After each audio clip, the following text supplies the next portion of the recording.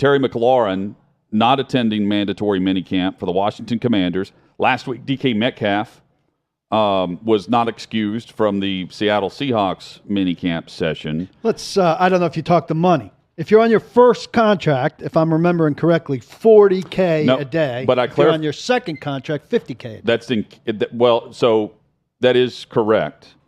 However, doesn't have to be. It doesn't have to be a mandatory fine if the team wants to. It's working. We've always referenced this back in the day.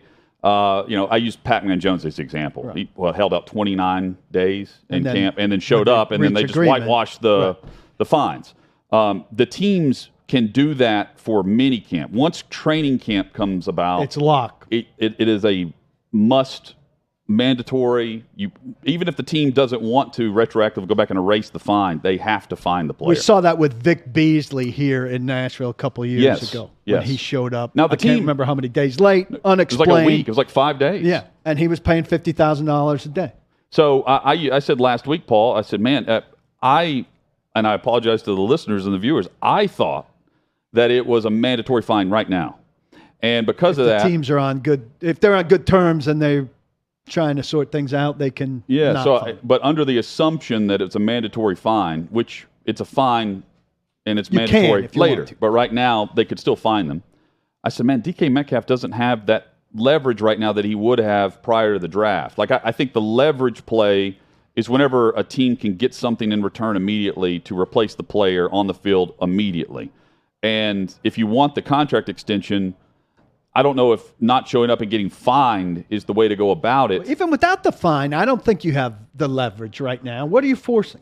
Well, that's the other question. Because the next step is for you not to show up for training camp, and then the fine comes in, and then you can't force anything. And if you force the trade, let's say part of this equation is not just you're forcing the team's hand and you get what you want from them. What if you don't? What if the team trades you and you get something you want from the other team?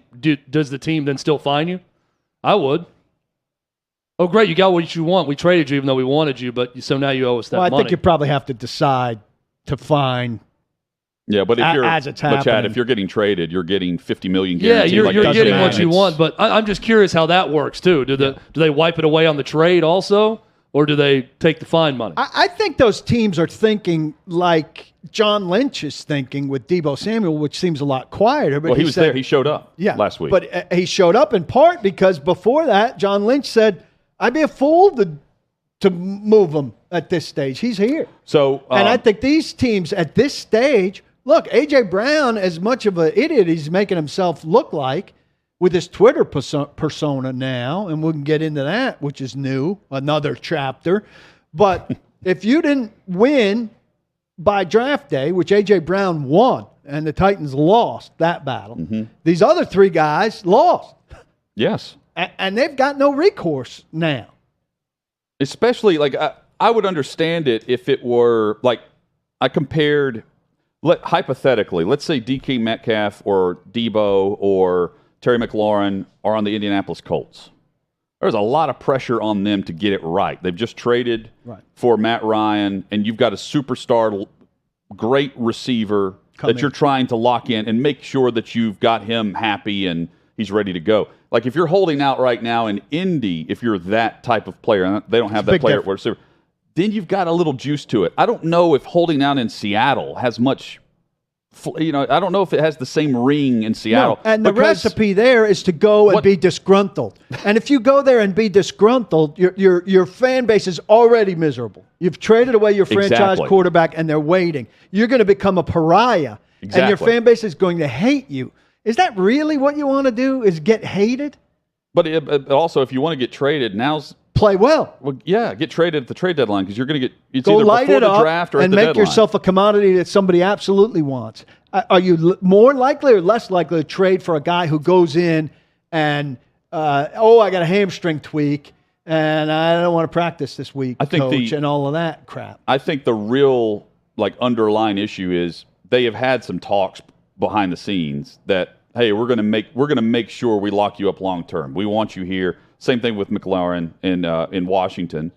And I would think it's headed that direction in San Francisco. Okay. Right, because he's there.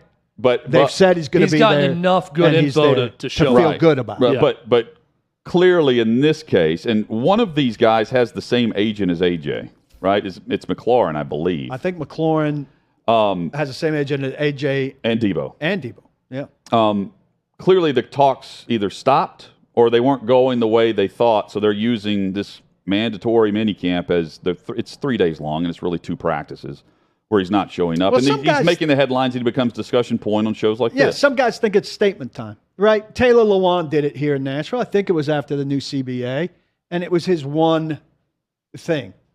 He made his statement, and it's relatively painless. It's not that important. You don't show up for 3 days. You've rung the bell to notify everybody, hey, I'm worth more, and I want everybody to know about it. Then you show up for minicamp, and you've made your statement. Yep. You feel better. You've gotten it off your chest. Whatever. And if that's it, who cares?